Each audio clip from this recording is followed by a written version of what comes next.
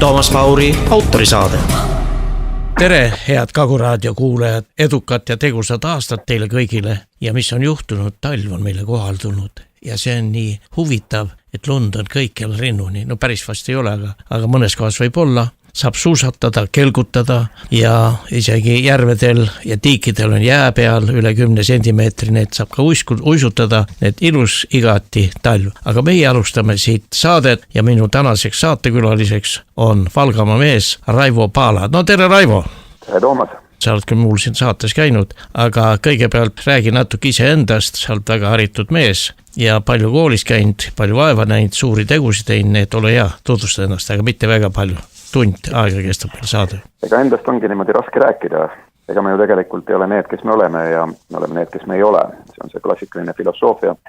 Ehk ma olen 61 aastat vana, elanud Valgas, mul on majandusteaduse, see on teadlase kraad, Tartu Riiklikust ülikoolist õppisin majandusteadust erialalt rahanduskrediit, olen töötanud oma erialal rahanduses, nõukogude ajal oli rahandusosakond ja maksuamet oli koos, alguses olin rahanduskonna juhataja asetäitja, hiljem olin rahanduskonna juhataja, edasi juhtisin 3 panga filiaali, alguses Estex Pank, siis tuli Tartu Kommertspank ja siis lõpetasin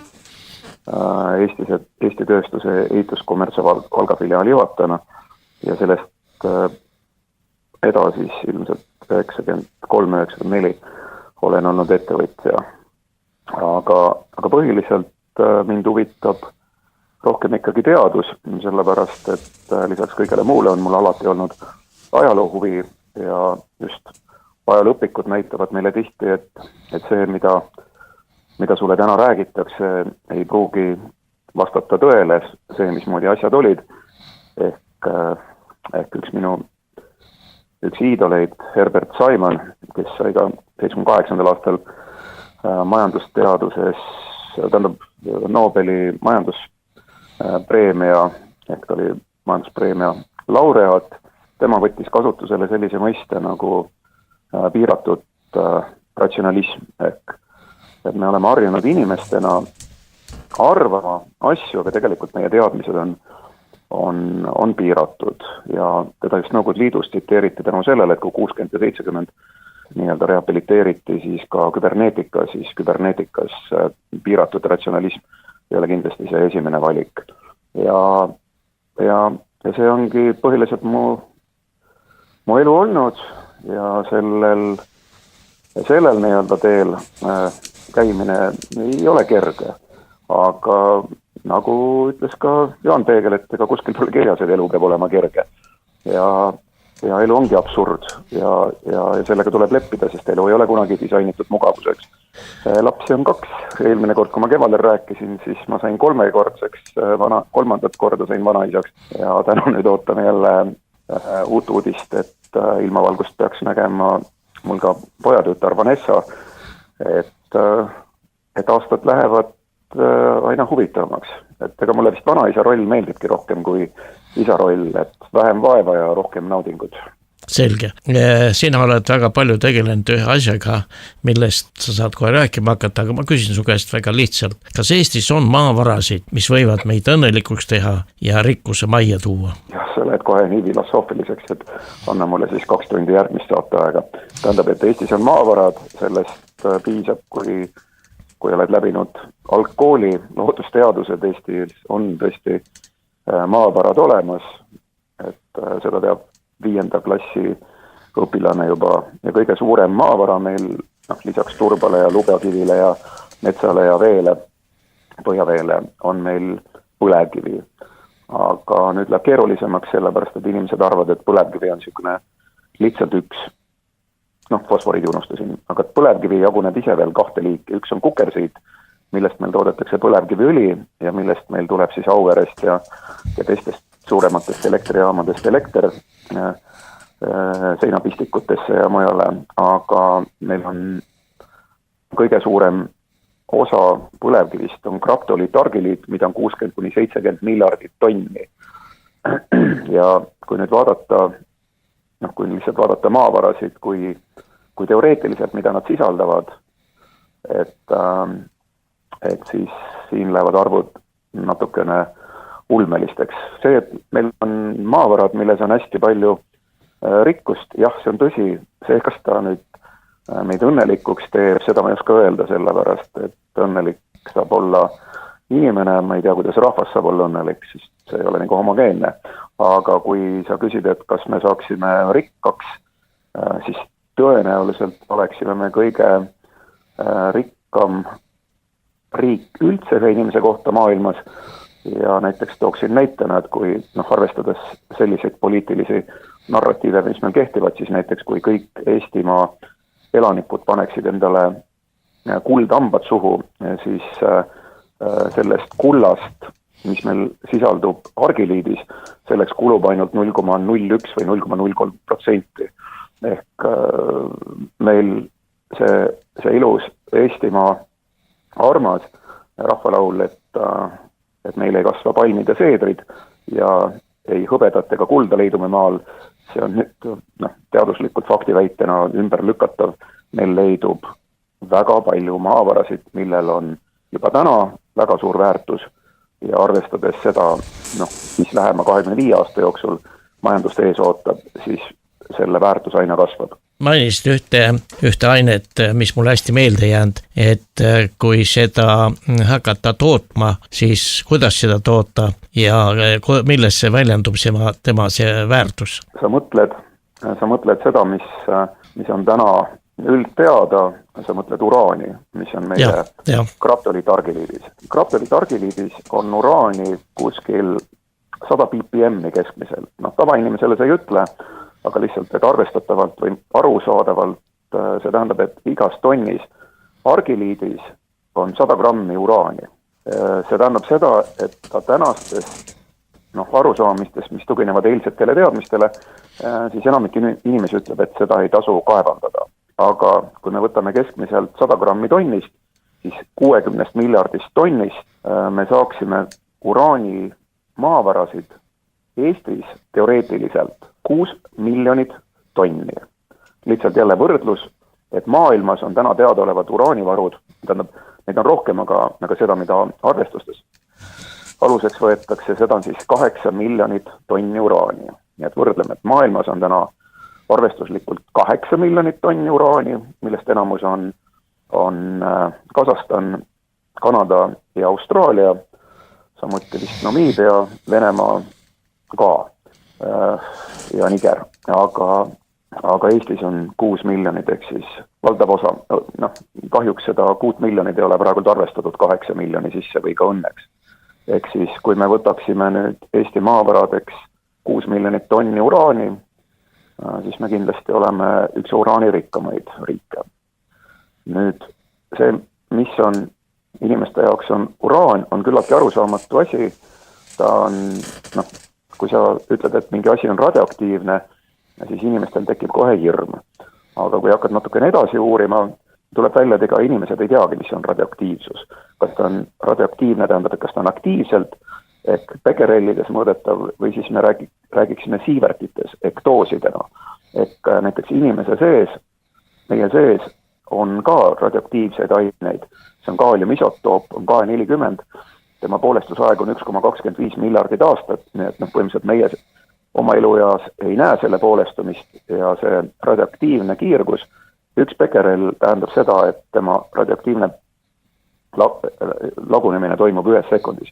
7000 bekerelli on siis see radioaktiivne kiirgus, mis meil on, aga siivertites on see, ehk doosidena on see kaduv väike, ehk siis kui me räägime radioaktiivsusest, siis ta võib olla väga radioaktiivne, aga ta on ohutu. Nüüd uraan maa sees, ta ei ole väga radioaktiivne seal, aga probleem on selles, kus on uraan, seal on ka raadium, kus on raadium, seal on ka radoon.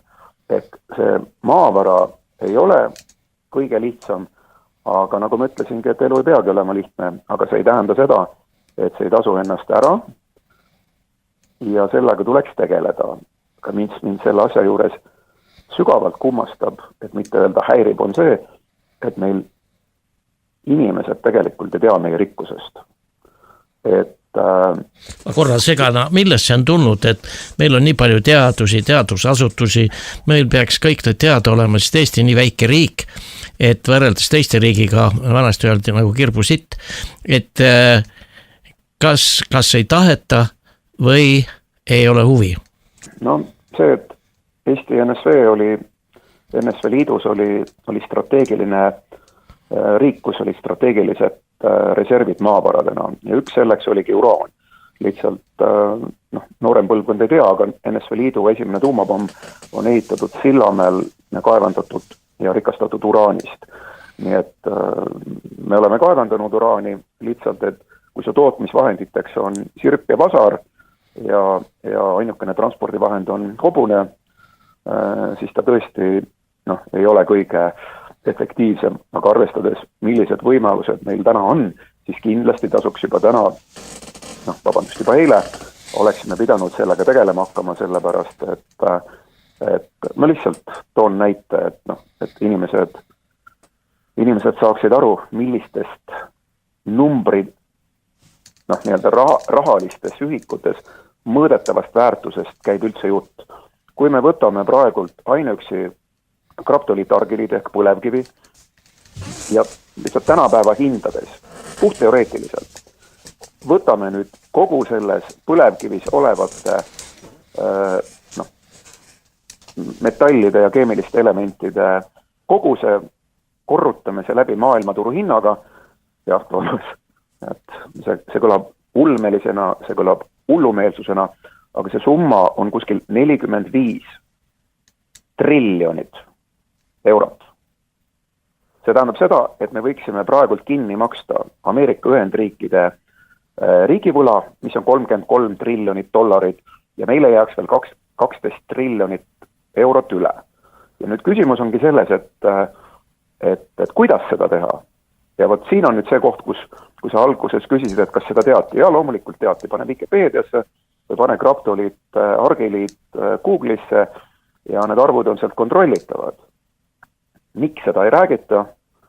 Et see on ju, kui ma ütleksin seda, mida ma olen veendunud, miks seda tehakse, siis mulle öeldakse, et ma olen vandenõuteoreetik, aga ma ei tea, kas see on hea või halb, sest minu jaoks vandenõuteoreetik number 1 maailmas on kriminaalpolitseinik. Kui ta leiab laiba, siis ta peab püstitama nii palju võimalikke hüpoteese, kui palju võimalik ja siis ta hakkab neid ümber lükkama. Ja majanduses kehtib sama loogika.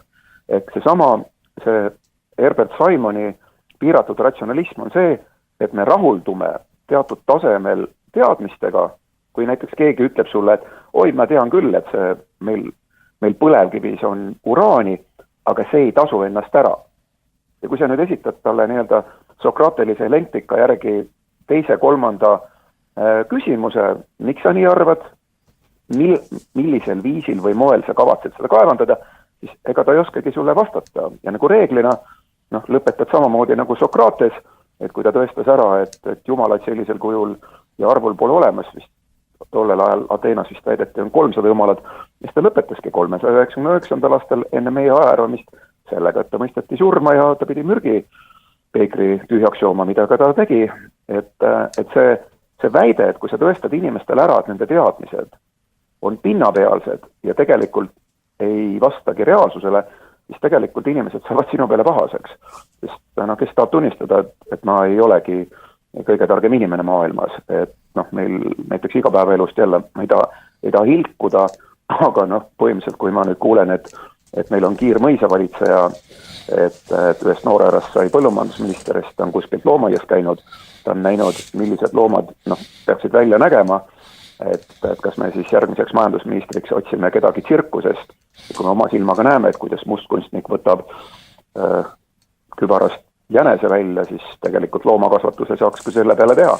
Ehk vana muinasjutt 2 kelmist, kes müüsid kuningale paljaid imelist riideset ja kuningas siis käis mööda linna ringi paljalt ja kõik, kes ei näinud, olid rumalad. Et sama asi kordub alati. Ja nüüd küsimus, et miks seda meile ei räägita, siis äkki vaataksime natukene kas või viimast aastat. Näiteks eelmise aasta jaanuaris, mis tekitas furoori, oli Donald Trumpi ametisse pühitsemise ajal Elon Musk tegi käega 2 või 3 korda ühte liigutust, mida aeti segamini natsi-saksa tervitusega. Tegelikult see on Rooma soluut ja seda kasutasid sellised tegelased 100 aastat tagasi, nagu olid tehnokraadid. Ja paljud ei tea seda, et Kanadas tehnokraat number 1 oli Elon Muski vanaisa, kes 50. aastatel Kanadast välja saadeti ja sealt ta läks siis Lõuna-Aafrika Vabariiki, kus sündis ka Elon Musk. Et täna, kui me vaatame seda, et täna, ma mõtlen just esmaspäeval, et väidetavalt eelmisel nädalal oli Ameerika Ühendriikide president peale Venezuela operatsiooni andnud korraldusega vaadata, kuidas Gröönimaa ära võtta. Siis kui te panete Wikipediasse näiteks Suur Ameerika, te näete seda kaarti. Seal on Gröönimaa, Alaska, Kanada, Ameerika Ühendriigid, Mehhiko, Kariibi meri ja siis ka see piirkond, kus on Venezuela. See on kõik üks Suur Ameerika.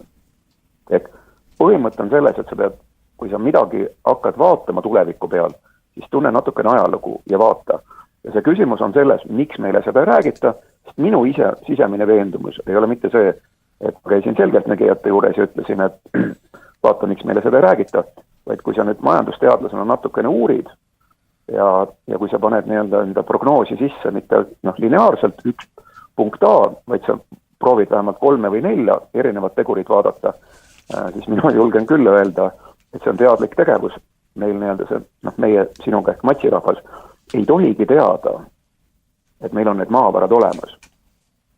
Ja miks ma julgen väita, et pigem on mul õigus, et meid teadlikult hoitakse sellest teadmisest eemal. Eelmisel nädalal avaldas Heido Vitsur väga hea analüüsi meie eelarvepoliitikast. Ta on kuna ta peab olema erapooletu ekspert, siis ta ei saa lõpuni välja öelda, aga põhimõte on selles, et 2 aastat on meie eelarve kulude pool jäänud täitmata. See tähendab seda, et kui eelarvet hakatakse vastu võtma, siis meie valitsejad, me ei taha neid öelda juhid, vaid nad ongi valitsejad, mõisavalitsejad, maailmavalitsejad, mis iganes tühikargad. Siis meile rahvale selgitatakse, et meil on eelarves väga halb olukord. Ja nagu need tohutute ülivõimetega riigiametnikud, nagu Jürgen Ligi ja see noormees, kes täna pädevust ja ausust pidi tooma Eesti 200-ga meie poliitikasse, siis nende väidetel oli see, et me ei saa teisiti, et meil on kulutused on minimaalsed ja selleks, et neid täita, me peame tõstma makse. Aga kõik teavad seda, et kui majandus, nagu Heido Vitsurgi praegu räägib, kui majanduslangus ajal tõsta makse, siis majandus hääbub. Aga probleem on selles, et meil on 5 aastat olnud majanduskriis. Ärme unustame, et 2008. aastat, mis meid korralikult peksis. Ja nüüd küsimus on selles, et ettevõtluses pole enam reserve.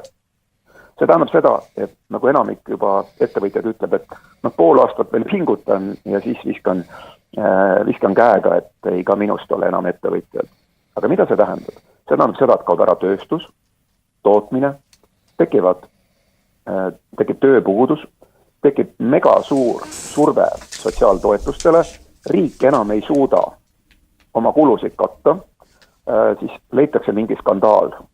Näiteks minevikust me pole, näiteks see, mis minu lähedused teavad, ma olen alati rääkinud, et Eesti ei läinud eurole ausalt üle, et me tegime sama trikki nagu Kreeka, aga kui see välja tuli, siis riigireiting kukkus, piisab ühes sellisest skandaalist ja Eesti enam olemasolevaid laene ei saa rahastada ja ainukene võimalus on siis minna IMF-i. See tähendab seda, et riigis juhtimine läheb parlamendi ehk riigikogust ja rahvast mööda. Ja seal öeldakse, näete, siin on 10-15 miljardid, palun võtke, makske, vähendage sotsiaaltoetust ja pange oma maavarad müüki. Ja nüüd mõtle, kui pannakse korraga Eesti maavarad, argiliit ja fosforiit müüki, alghinnaga 15 miljardid. Toomas, kas sul on 15 miljardid vabalt taskust võtta ja lähed oksjonile? Mul on suur raskus, et 500 eurotki saada. Järelikult sa ei saa isegi kvalifitseeruda sellel oksjonil. Ja see on nüüd see põhjus, miks ma ka olin nõus sinuga sellel saates sellel teemal rääkima, sellepärast, et täna me peame puhtalt ka avalikustama selle ohu, sellepärast, et Venezuela võeti ära nafta pärast, Gröönimaa võetakse sellest, et tal on geograafiliselt, geopoliitiliselt määrav roll, kui me vaatame, mis on Põhja-Jäämeri, siis seal on tuleviku maavarad ja nüüd, kui Gröönimaa kuulub Ameerikale, siis kõige suurem osa Põhja-Jäämerest kuulub siis ameeriklastele, 2% vähem on Venemaa ja see on praktiliselt 90%. Teised on statisti rollis, ehk täna jagatakse maailma ümber. Ja see on nüüd üks asi. Ja nüüd teine asi, miks see uraan on tähtis, see on tegelikult kogu meie rahva julgeolek, et lihtsalt kui me võtame 45 triljonit ja selle jagaksime ära täna kõigi Eesti elanikega, siis igal ühel meil oleks osa sellest rikkusest selline suurusjärk nagu 35 miljonit eurot. Lähtun praegult ainult argiliidist, või tähendab põlevkivist, argiliit ja kukersiid. Ja võtame kõik, mis seal sees on, uraan, molubden, vanaadium, liitium, reenium, raadium ja väärismetallid, kuld, hõbe, pallaadium, plaatina, mida on kuskil 10 grammi tonnis ja me hindame selle siis täna ümber maailma turuhindades, me saame kuskil 45 miljardit. Kui me võtame, suurusjärgus 40-50 triljonit eurot on selle maavara väärtus. Kui me nüüd jagame selle rahvaarvuga 1,3 miljonit, siis see tuleb kuskil keskelt läbi. Igal inimesel on 35 miljonit eurot. Osa Eesti maavaras pole paha, nagu ütles Villu Reiljan. Ja mõtlen, et sa räägid sellist juttu, mida ma ei ole kuulnud. Mul on suu ammuli ja ma kuulan, et miks meil ei ole sind kutsutud Eesti Televisiooni, Kanal 2, siis on veel Kanal 3, et on olemas selline mees, kes teeb meid, annab võimaluse teha lähiajal, et me mitte ei ole siis seal 1000 euro saajad, vaid miljonite saajad ja me ei oskagi võib-olla sellega midagi teha. No see ongi see küsimus, miks ma ei oskan sinu küsimusele vastata, et kas me saame õnnelikuks, vaata siin on suur vahe, et kas sa võtad kahvliga vorstiviilu ja kas sa paned selle endale suhu või silma, et suhu paned, siis saad kõhu täis, silma paned, siis on üks võimalus veel, siis sa pole enam nägija. Aga vastus on lihtne, nüüd on viimased 25 aastat tühistatud, et sinu esimeses saates ma ju rääkisin, et kaks sellist meie suurt tuntud poliitikut nagu Siim Kallas ja Mart Laar ja hiljem ka, kes teil Tartus siin tahtis linnapeaks saada, Paul Grapp, et nad lihtsalt olid kõige ehedamal kujul nad varganäod. Nad varastasid kõige raskemal ajal ära Vene rublad.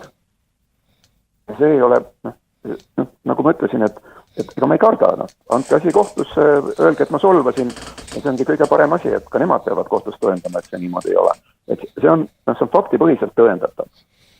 Aga mõtle, kui sul näiteks selle varasema vargusega 92. aastal, see kiideti ju heaks riigi kohtu tasemel. Seal oli Erik Kergamberg oli üks kohtunikest, kes ütles, see on lubatud tehing ja see oli ette nähtud ja viitas sellele kurikuulsale rahareformi komitee dekreedile number 40. Ja väideti, et see on vastu võetud 92. aasta vist detsembris. Tegelikult, ma nõudsin ka Riigiarkiivist need kõik Eesti rahareformi komitee dekreedid välja, ühtegi originaali ei ole, sest see on seal koopiad, mis juriidikas tähendab, et see on puhas makulatuur. Ja see dekreet 40 on tehtud kas juunis või juulis 93 ja see on allkirjastanud ainult peaministrina Mart Laar. See on tagantjärgi võltsitud dokument, kuidas oli võimalik, et kohtud, politsei, prokuratuur ja kohtud ei küsi, et milline see õigusallikas oli. Ja nagu sa aru saad, minu küsimus, nagu ma alati ütlen, minu küsimus pole, et kaua me elame. Me kõik oleme surelikud ja sureme ära, vaid alati on küsimus selles, et kuidas me elame. Ja oluline, et kui sa ennem surma vaatad peeglisse ja ei tunne häbi, siis polegi see nii väike väärtus. Aga meil on enamik on ju siuksed poliitnärakad et alfabeedid, alfa tähendab isast ja beet tähendab juurvilja ehk siis isane juurvili ehk siis agressiivne mõttetu mees, et sellised nii-öelda trendid on meil moes ja jälle, ma ei taha ilkuda või kedagi solvata, aga lihtsalt mingil hetkel tuleb see otse välja öelda, et ja nagu ma olen ka sinuga rääkinud, et ega ma pole kindel, et kas Mart Laar ja Siim Kallas, kas nad lihtsalt olid lihtsalt luuserid või olid kasulikud idioodid või olid nad hoopis KGB käsilased, sest sellest ajast pärineb KGB ülema nime ei mäleta, NSV Liidu tasemel põhimäärus, kus öeldi, et KGB agente tuli hakata juba iseseisvunud siis riikide nii-öelda tähtsatele kohtadele upitama ja tuli leida ka rahastamine ja ütle siis veel, et sellest 6 miljardist rublast, mis tegelikult müüdi, eks see on siis kuskil $60 miljonit, et sellest ei rahastatud neid poliitilisi erakondi, mis meid võimalik, et tänaseni valitsevad. Aga need on niisugused ohtlikud asjad, mis puudutab nüüd meie maavaradesse, siis mina julgen väita, et kui 100 aastat tagasi oli olemas selline impeerium nagu Briti impeerium, kus päike ei loojunud, siis arvestades tänaseid võimalusi on probleem ju selles, et neil ei ole ju maavarasid. Me teeme siit väikese muusikalise pausi, küsijana Toomas Paur ja minu vestluskaaslane Raivo Paala.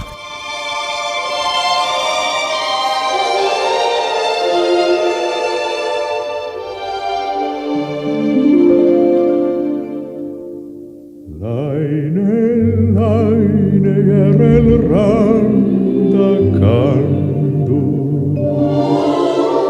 seal siis jõuetuna liiva vaab, nagu lubadus, mis kergelt andu, nagu tõotus petlik, mis kaob, igas hetkes peitub head ja halba.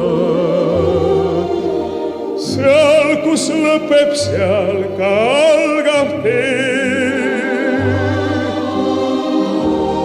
Meri kustutab kord jäljed kaldal,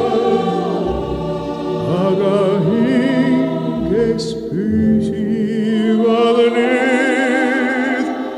Igas hetkes peitub head ja halba. Seal, kus lõpeb, seal ka algab tee. Meri kustutab kord jäljed kaldal, aga hinges püsivad need.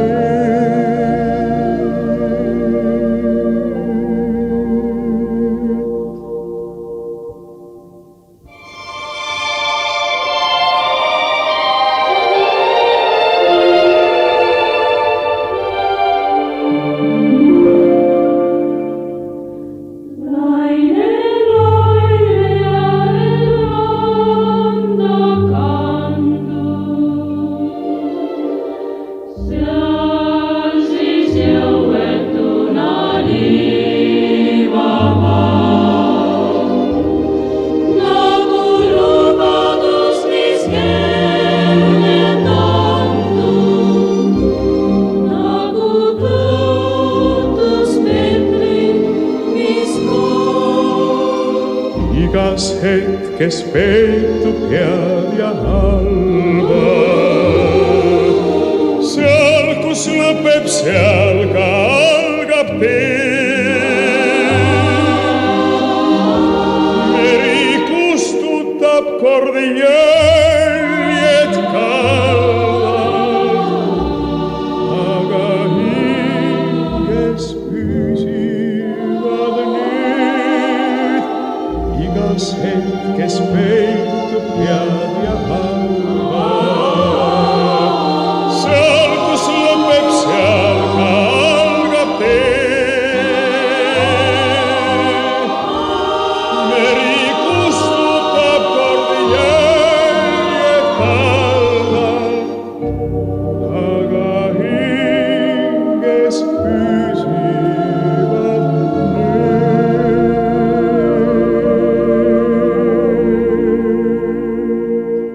jätkame saadet küsijana Toomas Paur ja minu vestluskaaslane, tubli ja tegus vend Raivo Paala, 61-aastane, aga väga energiline. No Raivo, ma küsin veel kord, räägi inimestele hästi rahulikult, et meil on põlevkivi. Ka köetakse katlaid, mida ka ei taheta enam teha, tahetakse neid tuuleenergiaga hakata meid siis majandama ja päikseenergiaga, aga kui sealt see Kukersit ja Argilit. Mis sellega hetkel tehakse praegust, viiakse kuhugi metsa alla, kuidas see tegevus käiks, et meil tähendab seda, et kui me tahame sellises kogus uraani saada, siis me peame kogu selle põlevkivi, mida me täna katlasse panema, siis need saadud kukermid ära kastama. Ma proovin 5 minutiga ära seletada, milles on probleem ja kuidas seda probleemi lahendada.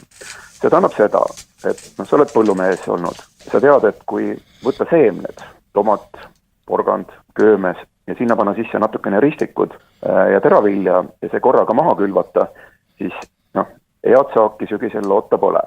Ehk oluline on see, et porgand kasvab eraldi, kurk kasvab eraldi, kõrvits kasvab eraldi, nisu ja oder ja kaer ja lina on ka eraldi põldude peal. See tähendab seda, et sa ei saa kõiki seemneid korraga kasutada. Peab olema eraldatus ehk separeeritus. Nüüd Eestis argiliid ja kukersid, ütleme siis põlevkivi, koosneb 2 olulisest fraktsioonist.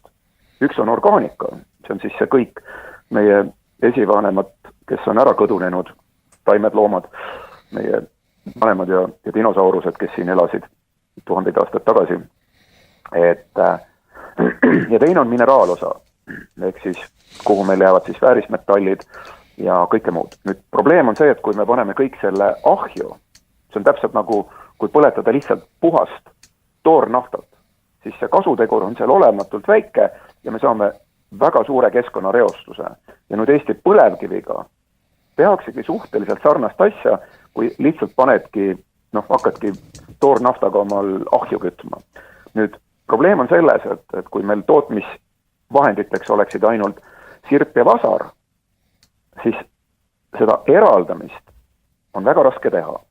Ja et küsimus ei ole selles, et ma teadsin 25 aastat tagasi, et meil on sellised maavarad ja millest see koosnevad ja mis seal sees on, vaid 25 aastat tagasi me hakkasime oma sõpradega, nad ei ole eestlased, hakkasime, nemad uurisid, meil on hästi palju on kivisütt ja muud huvitavaid asju, naftat ja gaasi, siis nemad uurisid nagu seda valdkonda, aga kuna mul oli huvi Eesti põlevkivi vastu, siis ma proovisin siis leida neid tehnoloogilisi lahendusi, kuidas seda saaks kasutada ka meie põlevkivis. Ja lihtsalt teadmiseks, et selles teadustehnoloogilises keskuses töötas 12 000 inimest, 8 000 olid teaduskraadiga. Ehk võib eeldada, et neil mingi kompetents ja pädevus olid olemas. Akadeemikud ja doktorid olid seal ka esindatud väga suures osas ja nad olid oma valdkonna tipptegijad. Ja nüüd milles on võtmeküsimus ehk pudelikael? Kui ära eraldada, näiteks võtame nüüd argiliidi, eraldame argiliidist orgaanika ja mineraalosa. Ja siis uraan, millest on praegult ka tänane saade peaasjalikult, jääb orgaanikasse. Ja nüüd argiliidi, see on see, millest me saame põlevkiviõli ja mis annab meile selle kütteväärtuse, aga seda orgaanikat on seal ainult 20%, sest tonnist me saame 200 kilogrammi orgaanikat. Ja nüüd uraani eripära on see, et ta on seotud 70% orgaanikaga. Ehk kui meil alguses kogu argiliidi tonnis on 100 grammi uraani, siis 70 grammi uraanist läheb juba nüüd orgaanikasse. Ja sealt me saame juba DPM-iks 350, et siis kui me võtame orgaanikast, siis seal on uraani sisaldus juba 350 grammi tonni kohta, mis on juba täna täiesti kaevandatav ja tasuv sisaldus uraanis. Ainuüksi see, kui me eraldame mineraalosa ja orgaanika, siis me juba saavutame selle, et uraan on ka tänastes tehnoloogiliste võimaluste ja seadmetega, ma mõtlen praktikas, on täiesti kasutatud. aga me oskame orgaanikat põletada. Me saame sealt elektrit, me saame näiteks põlevkiviõli ja kui me selle nüüd ära põletama, selle orgaanika, kuhu jäi 70 grammi uraani, siis kui meil on puhas orgaanika, see orgaanika põlemisel ei jää tuhka. Eriti. No midagi jääb, aga mitte enam, mitte isegi 10 kilogrammides. Aga kuna meil ei ole väga puhas orgaanika, seda ei saa täiesti eraldada, siis meil tõenäoliselt orgaanika põletamisel jääb 10 kilogrammi tuhka. Kui me nüüd teame, et uraan ei põle, tema temperatuur on kõrgem, siis kogu uraan jääb orgaanika põletamisel sellest alles jäävasse tuhka ehk 10 kilogrammi. Kui me võtame 70 grammi 10 kilogrammi kohta, siis me saame 7000 ppm ehk 7 kilogrammi tonni kohta. Selliseid maardlaid, uraanimaardlaid on olemas, aga need on väikesed ja need on vist Kanadas. Aga milles on veel probleem? Kui sa võtad kivimina, uraani on ka 20 000 ppm ehk 20 kilogrammi tonni kohta, aga see on kivim, tal on erinev osakaal ja keemiliselt, kui ta hakatakse leotama, siis see võtab hästi palju aega ja see on oma hinnas väga kulukas. Nüüd, aga meil on puhas tuhk, mis tõenäoliselt on ühtlaselt mikronites, kui 100 mikronid, siis ta on 0,1 millimeetrit. See on nüüd premium klassi ehk kõrgema klassi nii-öelda uraanimaak. See tähendab seda, et tema tootmiskiirus ja kemikaalikulu võib olla 10 korda parem. Ehk siis, kui me nüüd võtame selle uraani, mis jääb argiliidist eraldatud orgaanikasse, orgaanika põletame ja see jääb sinna tuhka, siis teoreetiliselt võrduks see võrdlusena sama kogusega, nagu oleks 70 kilogrammi uraani ühes tonnis. Meil on ulme maavara ja seda on võimalik juba täna nende seadmetega toota. Ja põhimõtteliselt, et kui ma 2008 oli meil olemas juba tehnoloogiline valmisolek, 2019 ütleks, et oli isegi pilootseadmenad olemas, siis täna nüüd lähema 2 nädala jooksul ma sõidan Istanbuli, kus on meil tööalane kohtumine, kus me siis otsustame ära, milliste seadmetega me saaksime näiteks purustada sealhulgas argiliiti. See tähendab seda, et me ei räägi enam täna võimalusest või potentsiaalist, vaid see on täna täiesti praktiliselt lahendatav küsimus. Ma tean, et neid arve on natukene palju, need on keerulised, aga küsimus ongi see, et need on ju kontrollitavad. Ja kui me näeme, et see tasub ära, siis äkki Eesti rahvas mõtleb, et äkki teeme.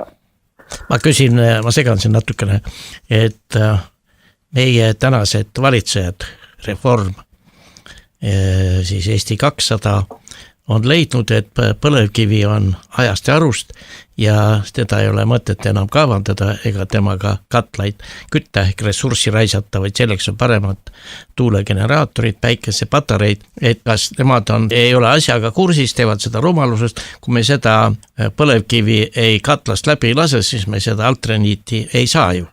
Ega tuuleenergia pole halb, ega päikeseenergia pole halb, alati on ju kõik on ju proportsioonis. Et kui me näiteks vett ei joo 2-3 päeva, siis me tõenäoliselt tekib dehüdratsioon, me sureme ära.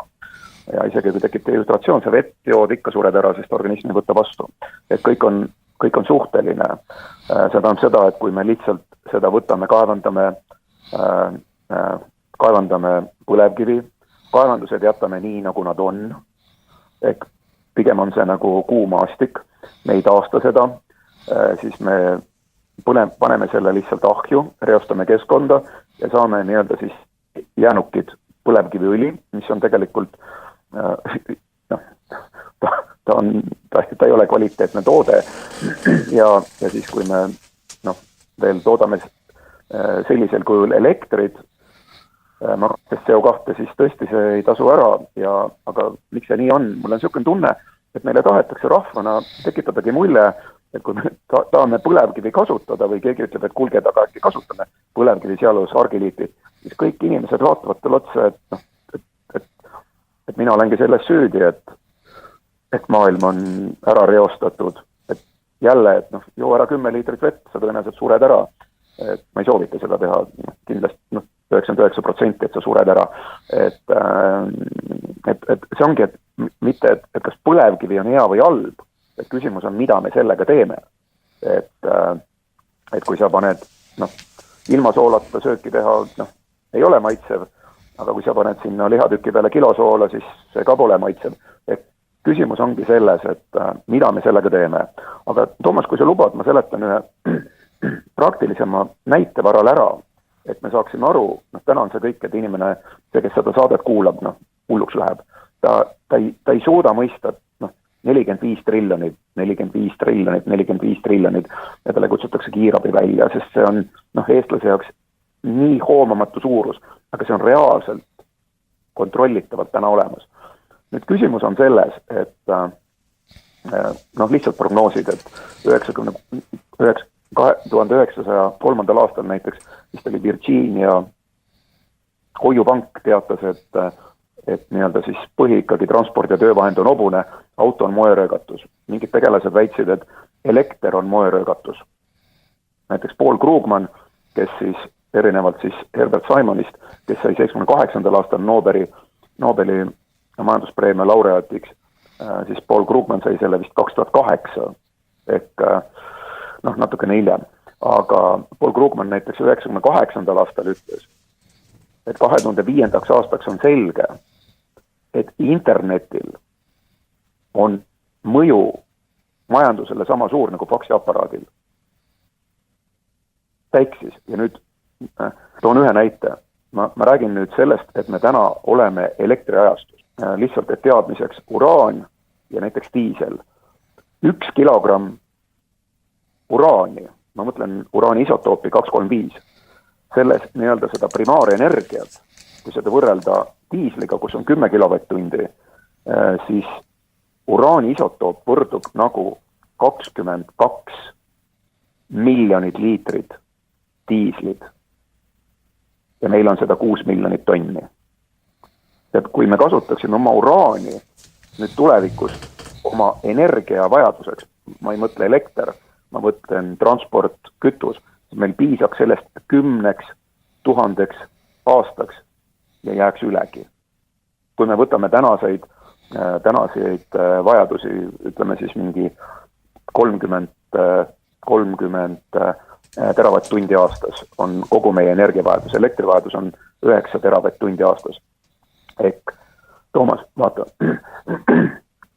5 aastat tagasi ennustati, et kui suur on investeeringute maht tehisintellekti ja arvati, et see on 25. aastaks ehk eelmiseks aastaks oli see 10 miljardit USA dollarit. Julgemad väitsid, et see on 100 miljardit. Neid naerdi 5 aastat tagasi. Ja reaalne nüüd mõõdetav tulemus, mida me täna teame, on 1,5 kuni 2 triljonit dollarit. Ehk meil on vahepeal toimunud paradigma muutus. See kõik meie teadmised ja prognoosid, mis olid eile ja üleeile, need unustage täna ära. See on ajalooline taust. Täna on, nüüd me oleme sisenud elektriajastusse. Kui meil on tehisintellekt 2 triljonit dollarit, võrdluseks eelmisel aastal nafta- ja gaasisektorisse investeeringud olid 1 triljonit, mis on läbi aegade viimase 100 aasta jooksul olnud enim finantseeritud tööstusharu, majandussektor, ja see on viimased tõenäoliselt 30 aastat olnud alati number 1 investeeringute mahult, siis eelmisel aastal 2025 läks tehisintellekt AI sellest mööda ja mitte lihtsalt läks mööda komakohaga, vaid 2 korda rohkemate investeeringutega. Siis sellel on mingi tagajärg. Ja kui me nüüd vaatame, et maailmas täna toodetakse 30 000 teravatt-tundi aastas elektrienergiat, siis kui me vaatame aastaks 2040, mitte keegi ei oska öelda. Eelmisel aastal rahvusvaheline energiaagentuur prognoosis, et see võib tõusta 40. aastaks seal mingisugune 36-40 000 teravatt-tundi. Aga tegelikult täna räägitakse 100 000. Aga et lihtsalt jälle teadmiseks, mida see tähendab, kui me elektrienergia vajadus, mitte energia, vaid konkreetselt elektrienergia vajadus on näiteks 100 osad isegi prognoosivad aastaks 2030 130 000 teravatti, siis põhimõtteliselt kõik nafta, gaas ja kivisüsi, mida aastas kaevandatakse, tuleb ümber töödelda ja siis me saame selle koguse, mida siis maailm vajab elektriks. See on selge, et tõenäoliselt toimub suur nihe tuumaenergeetikas. Jälle, kui sa ütled tuumajaam, inimesed mõtlevad Tšernobõl, Fukushima. Tšernobõl lihtsalt oli inimlik eksitus, võimsuse mahavõtmise asemel keerati juurde, vesi aurustus ja plahvatas. Fukushimas toimus lainetus, oli tsunami, uputas need pumbad ära, jahutusvedeliku peale ei tulnud, tuumasüdamik sulas, tekkis vesinik ja see plahvatas. Aga mida inimesed ei tea, on olemas uue põlvkonna tuumaelektrijaamad, SMR-id, Small Modular Reactor, ehk väikesed moodulreaktorid ja on olemas uus tehnoloogia, HDGR, ehk kõrge temperatuuriga gaasireaktorid. Ja mida nüüd ei teata, kui varem olid tuumavardad, siis hiinlased praegult võtsid kasutusele tuumakuulid. Ehk nad on sellised 6 sentimeetrise läbimõõduga pallikesed, neid on seal reaktoris 400 000 tükki ja vist ühes pallikeses on 7 grammi uraani. Ja mis on see oluline? 18 august või 13 august ja 1. september aastal 2023, ehk siis juba üle 2 aasta tagasi, hiinlased panid selle oma tuumareaktori täisvõimsusel tööle, 200 megavatti, 2/3 Auvere võimsusest ja lülitasid lihtsalt välja. Ei toimunud plahvatust. Füüsikaliselt see lihtsalt jahtus ära. Ja näiteks Alvin Weinberg ütles 1984. aastal, kui avastatakse või leiutatakse uus tuumatehnoloogia, mis on füüsikaliselt ohutu, siis tekib tuumaajastu. Ja nüüd põhimõtteliselt hiinlased tegid katsetused ära ja aastal 2026 alustavad nad nende nii-öelda väikeste moodul tuumajaamade tootmist, mis tähendab, et meil ei ole teist valikut, kui me peame kasutusele võtma uraani. Kas me võtame, ei võta, see on nüüd omaette küsimus. Küll aga lähevad need riigid, kellel on uraani, need lähevad väga hinda. Ja nüüd küsimus ongi selles. Mina ei tahaks, et meie riigist on järgmine Gröönimaa, kus mingi suur riik võtab selle ära. Prantslastel on tuumaenergeetika, uraani ei ole, Nigerist aeti ka välja, Inglismaa, neil ei ole mitte midagi. Lätlastel vähemalt on 6 varvast, inglastel pole sedagi. Et mida see tegelikult nagu tähendab ja arvata, et mitte keegi, et kui meie ei tea, siis ka teised ei tea, ma ei usu, et see niimoodi on. Ma tean, et tegelikult tahetaksegi meilt seda maavara ära võtta, kõige parem on teha seda kohalikelt nii-öelda aborigeenidelt, kui nad ei teagi, et see on väärtus. Põhimõtteliselt nagu indiaanlased andsid klaasjärvete eest ära oma kulda, kuigi nendel oli see väärtuslikum, aga meie jaoks on see väga oluline. Ja näiteks lihtsalt teadmiseks, et eelmisel aastal, jälle poliitiline taust, sa pead seda teadma, et prognoosida. Eelmisel aastal kohtus Ameerika Ühendriikide president Donald Trump. Esmakordselt, tõenäoliselt teise maailmasõja järgselt, ta kohtus Venemaa presidendiga, ta kohtus Hiina juhiga Xiga, Modiga, India peaministriga, Jaapani peaministriga. Ja väidetakse, et tegelikult on sündinud juba uus tuumikriikide liit, see on C5. See tähendab seda, et kellel hakkavad kuuluma transporditeed. Venemaa on selles skeemis geopoliitiliselt väga tähtis, Arktika ja Aasia ühendamine, otse läbi nii-öelda siis Arhangelsk, Astrakhan koridori kaudu, mida juba tsaari Venemaal arutati Iraani šahiga, täna käib seal sõda, et need on sellised huvitavad valdkonnad ja me ei tea, mis täna tegelikult maailmas toimub, aga on võimalik vaadata. Ja see küsimus ongi selles, et Eesti roll nüüd selles kohas oleks see, et me võtaksime selle päevakorda, et me rahvana, me vajame rahvakontrolli, mitte riigikontrolli. Ja me kehtestame kontrolli, rahvakontrolli oma maavarade üle. Et see on ka see üks põhjus, miks ma olin nõus selles saates rääkima, et kui me rahvakontrolli ei kehtesta, siis see meie maavara ei too meile meile ei too rikkust ega rõõmu, see toob meile muret ja valud. Rail Balticuga on võimalik see põhimõtteliselt kõik välja vedada, sadamad on meil olemas ja meile jääb ka üles küntud uudismaa. Muideks see Argiliit asub kuskil 10 000 ruutkilomeetril, ehk meil võetakse kõik ära. Ja kui me ei taha hirmutada kedagi, aga uskuge mind, kui me rahvana praegult ei teadusta, mis meil tegelikult olemas on ja see, et kas see 10 aasta perspektiivis on kasutatav, jah, loomulikult on see kasutatav. Ma võin ise näidata seadet, millega on võimalik kogu see Argiliit ja kukersid purustada vajaliku 80 mikronit, aga me oleme saavutanud isegi 20–40 nanomeetrit. See on vajalik, kui me hakkame nüüd neid jäätmetega edasi töötlema. Lihtsalt meil kukersiidis enamik on kaltsiumoksiidi, Argiliidis on ränioksiid ja on alumiiniumoksiid. Alumiinioksiid on looduslikest ainetest, et sa teaksid teemant järel teisel kohal. Ja Mohsi skaalal on ta 9. Argiliit on 7, sinu tööriist on, Argiliit on 4 ja tööriist on 7. Nii et alumiiniumoksiid ja lihtsalt, et sa jälle meenuta ajalugu, Hiina müür on tehtud potsolaanist, mille põhikomponendid on siis räni ja alumiiniumoksiid, aga sinna on vaja natukene lubeoksiidi. See kõik on meil olemas. Et meil ei ole, kui me ka kaevandame, see ei teki sinna seda, et meil tekivad tuhamäed, meil tekivad mingid mõttetud kaevandusjääaugud, need on kõik tänapäeva võimaluste juures, on see kõik lahendatav ja see ringkäitluse mudel on olemas, aga ma 21. aastal kirjutasingi Maksuametile sellest ja lugesin üks päev Tallinna ringkonna kohtu otsusest, ei saanud sellest aru, et mul sõber rahastas, Maksuamet lajatas talle ettevõtlusega mitte seotud kulu ja seal on Maksuametis oli keegi inimene, perekonnini oli Verjovkin ja tema ütles, et see separaator, reaktor meenutab talle mahlapäid. Mis sa selliste inimestega teed, kellel on see loominguline võime on nii piiratud. Toomas, see on hästi keeruline.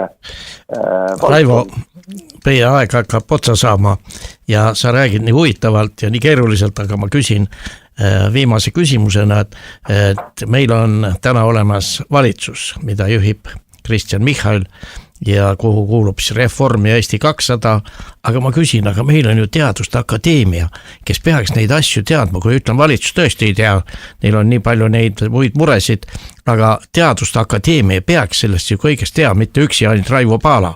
Sa mäletad sellist tegelast, nagu oli Trofim Lõsenko, tema kurikuulus kõne oli 1948. aastal üleliidulise põllumajandus Teaduste Akadeemias, kus ta ütles, et geneetika